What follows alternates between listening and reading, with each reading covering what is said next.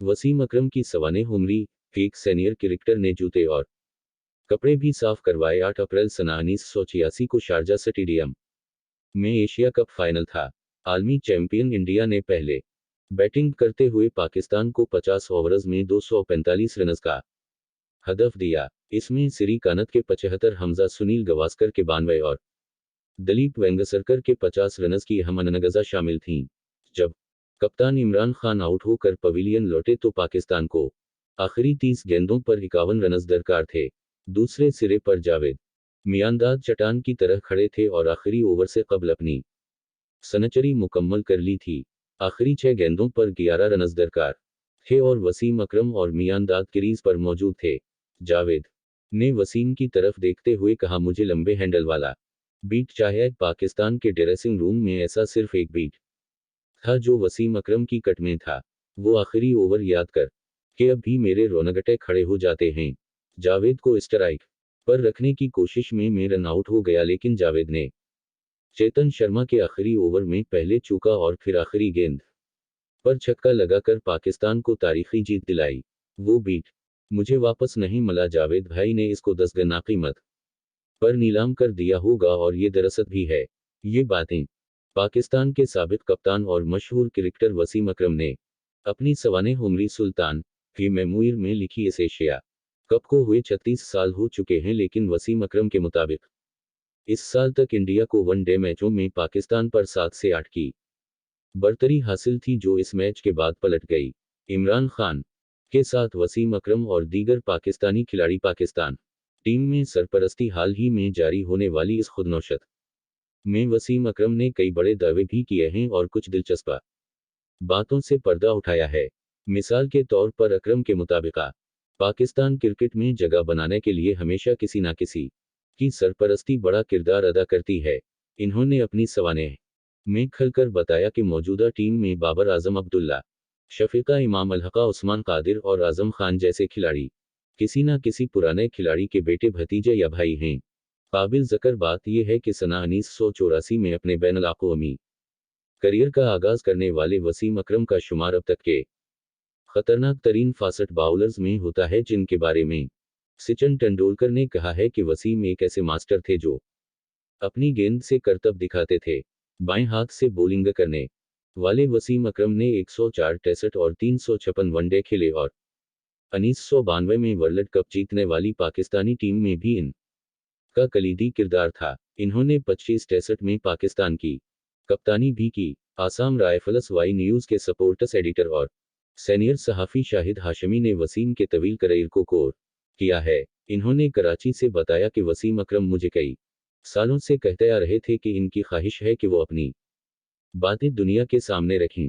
इसमें कोई शुबा नहीं कि इनका शुमार बेहतरीन खिलाड़ियों में होता था और होता रहेगा, लेकिन मैच फिक्सिंग के इल्ज़ामात से इन्हें बहुत नुकसान पहुंचा और शायद इस किताब के जरिए अब वो अपनी बात बताना चाहते हैं। पाकिस्तानी क्रिकेट पर गुज़श्ता 2 दहाइयों के दौरान कई बार मैच फिक्सिंग और स्पॉट फिक्सिंग के साए मंडला चुके हैं, जिनमें वसीम अकरम का नाम भी शामिल रहा है। अकरम ने किया लिखा। बहरहाल वसीम अकरम ने अपनी किताब के जरिए पहली बार अपने बचपन की कुछ खास बातें शेयर की हैं। अपनी सवानेह उम्री सुल्तान एक याददाश्त में अकरम ने लिखा, मेरे वालिद चौधरी मोहम्मद अकरम हिंदुस्तान के शहर अमृतसर में पैदा हुए और तकसीम हनत के बाद लाहौर चले आए। वो अदालत में प्रूफ रीडर का काम करते थे।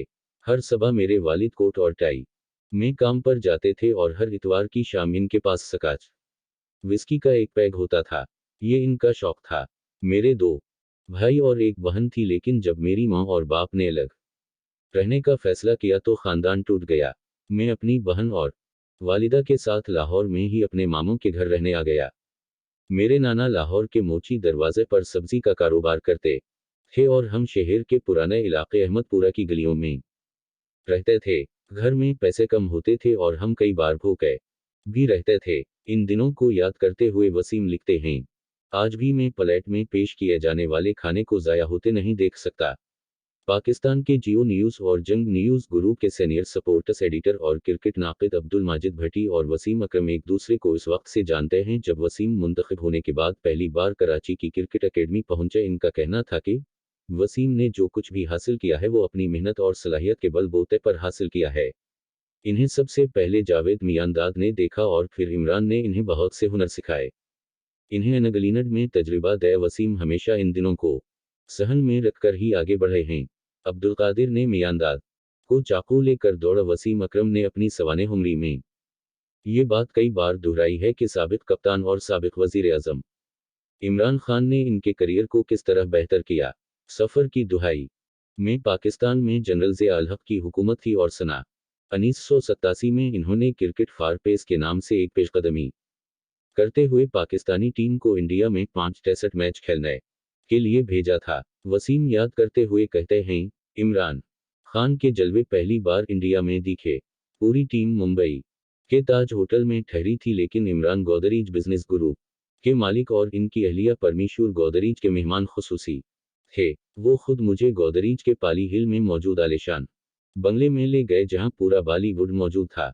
इसके बाद भारत और पाकिस्तान के दरमियान इतनी तवील टेस्ट सीरीज कभी नहीं हुई, लेकिन इस सीरीज के दौरान होली का त्यौहार भी आ गया। ऑस्ट्रेलिया के शहर सिडनी में रहने वाले किंग्स गुरुओं क्रिकेट सुपर स्टोरीज के मालिक इन दिनों इंडबा में थे और साइमंडर्स के मशहूर क्रिकेट बीट की स्पॉन्सरशिप में हिस्सा खरीदा था। इन्होंने हाल ही में बीबीसी को बताया, मैंने 40 साल तक इंडिया, पाकिस्तान, श्रीलंका और ऑस्ट्रेलिया की टीमों को फॉलो किया है, एक साथ दौरे किए, लेकिन इंडिया पाकिस्तान के दरमियान होने वाली सीरीज में दोनों टीमों के खिलाड़ियों के दरमियान मैदान से बाहर की दोस्ती हैरत अंगेज थी। इन्हें होटलों में देखता था, सब एक साथ मजे कर रहे होते थे। वसीम अकरम ने भी अपनी किताब में इसकी बड़ी मिसाल पेश की है। वो लिखते हैं, होली के दिन आराम का दिन था और हमने ताज होटल में होली खेली। रवि शास्त्री धूप सीनक रहे थे जब एजाज अहमद और मननदर सिंह ने इन्हें उठाया और स्विमिंग पूल में फेंक दिया। उसी शाम मैंने पूल के किनारे बैठे देखा कि अब्दुल कादिर जावेद मियांदाद को हाथ में फलों को काटने वाला छोटा चाकू लिए पूल के गर्द दौड़ा रहे हैं। सलीम मुल्क और रमीज राजा। बहरहाल अकरम की सवाने उमरी सुल्तान फी मेमोर में कई मुतनाज़े बातें हैं और शायद उसी वजह से बहुत से लोग इस बात का बेसब्री से इंतजार कर रहे हैं कि वो क्रिकेटर्स वसीम को क्या जवाब देंगे जिनके बारे में इन्होंने झूठे दावे किए हैं। इब्तिदा सलीम मुल्क के वाक़े से। सलीम मुल्क पाकिस्तान के एक बेहतरीन मिडल ऑर्डर बल्लेबाज रहे हैं जो वसीम अकरम से 2 साल कबल टीम में आए थे। वसीम ने अपनी किताब में लिखा, मेरे जूनियर होने का फ़ायदा उठाते हुए इन्होंने मेरे साथ नौकर जैसा सलूक किया। इन्होंने मुझे अपनी मालिश करने, अपने कपड़े धोने और जूते साफ करने को कहा। इस किताब के दूम से कई साल कबल सलीम मुल्क ने वसीम अकरम और वक़ार यूनुस की जानिब से अपने साथ अच्छा सलूक न करने पर तनकीद की थी। सलीम मुल्क ने यहाँ तक कहा था कि अकरम इनसे कप्तानी छीनना चाहते थे। ये सवालात भी उठ रहे हैं कि वसीम अकरम ने 30 से 20 साल बाद ऐसे इल्ज़ामात क्यों लगाए या किया अब इन इल्ज़ामात की ज़रूरत भी थी। आसाम राइफल्स वाई न्यूज़ के सपोर्ट्स एडिटर शाहिद हाशमी के मुताबिक इमरान खान ने भी अपनी किताब में इस तरह की बातें लिखी हैं कि बड़े घराने से होने के बावजूद जब वो टीम में आए तो सादिक मोहम्मद ने इन्हें पानी पिलाने के लिए कहा। कभी कभी ऐसा होता है, लेकिन वसीम ने जिस तरह लिखा है वो इन्हें अच्छा तो नहीं लगा। अकरम के हालिया दौर पर बात करते हुए सलीम मुल्क ने पाकिस्तान के 24 न्यूज़ को बताया, मैं इस किताब पर तब तक तबसरा नहीं कर सकता जब तक मैं इसे पढ़ ना लूं।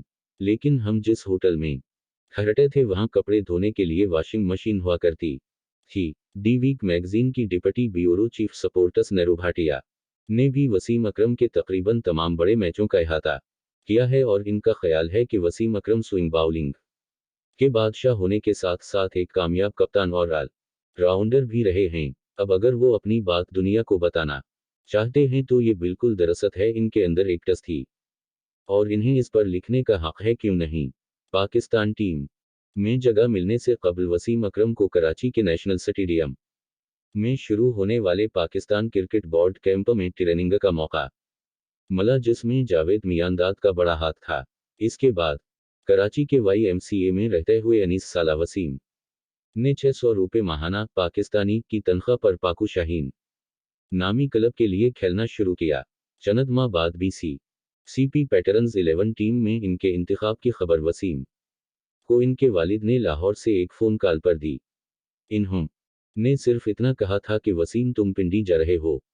दरअसल न्यूजीलैंड की टीम पाकिस्तान के दौरे पर थी और ये वसीम का किसी बैनुल-अक़वामी टीम के साथ पहला मैच होने जा रहा था। मैच हुआ और वसीम अकरम ने विकेटें भी लीं।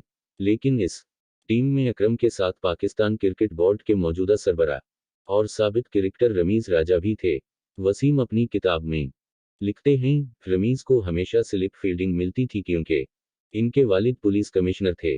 लेकिन सच पूछें तो वो कैच से ज़्यादा कैच छोड़ते थे। रमीज़ राजा ने अभी तक इन दोनों का जवाब नहीं दिया है, लेकिन मैंने कई वर्ल्ड कप स्कोर किए हैं जहां अकरम और रमीज़ दोनों कम्युनिटी टीम का हिस्सा रहे हैं और मैचेस के दौरान पर्पस बाकस में सहाफ़ियों से बातचीत करते थे। दोनों के ताल्लुकात को देखें तो ऐसी कशीदगी कभी महसूस नहीं हुई, जबकि दोनों 1992 का वर्ल्ड कप जीतने वाली पाकिस्तानी टीम का भी हिस्सा थे। सीनियर स्पोर्ट्स एडिटर और क्रिकेट नाक़िद अबदालमजीद भट्टी ने कहा कि वसीम 90 की दुहाई में न्यूजीलैंड जाने वाली पाकिस्तानी टीम के कप्तान थे और 8-9 खिलाड़ियों ने अकरम की क़यादत में खेलने से इनकार कर दिया था। दरअसल पाकिस्तान क्रिकेट में मसला इस वक्त शुरू हुआ जब इमरान 1992 में रिटायर हो गए। वसीमा आमिर, सुहेल वक़ार सबसे बहुत सी कहानियां सुनी गईं, लेकिन वसीम ने अब वो बातें लिखी हैं जो ज़ाती सतह पर कही गई थीं। इसलिए वसीम अकरम की किताब में किए गए दावों पर माहिरीन की राय भी बिल्कुल वाज़ेह है। बहुत से लोगों ने इनके करियर को भी फॉलो किया है, जिसमें वसीम के अच्छे और बुरे दोनों वक्त शामिल हैं। अगरचे सुल्तान की मेमोर अभी पाकिस्तान में रिलीज होना बाकी है, लेकिन ये किताब मीडिया में तूफान बरपा कर रही है क्योंकि खुद वसीम अकरम के मुताबिक पाकिस्तान में कौमी क्रिकेट टीम के 14 खिलाड़ियों से बड़ा कोई नहीं। पाकिस्तान के सीनियर क्रिकेट नाक़िद अबदाल रशीद शकूर ने अपनी बात तो टोक अल्फाज में कही, जहां तक मुझे पात है रमीज़ राजा ज़्यादा तर कोरिस या मिड ऑफ में फील्डिंग करते थे। बात यह है कि रमीज़ उमूमन आउटफील्ड में होते थे। अगर 1992 के वर्ल्ड कप के जीत की बात की जाए तो रमीज़ ने मिड ऑफ से दौड़ते हुए इमरान खान की बाउलिंग पर एलनगवर्थ का कैच किया था, जो कि आखिरी विकेट थी। अब चूंकि रमीज़ पाकिस्तान क्रिकेट बोर्ड के सरबराह हैं, इसलिए शायद वो मीडिया में इस दावे का जवाब ना दे, लेकिन कुछ अर्सा पहले तक इन दोनों की दोस्ती का चर्चा हुआ करता था। कई लोग तो यहाँ तक कह रहे थे कि रमीज़ की तकर्रुरी में वसीम अकरम से भी मशावरत की गई।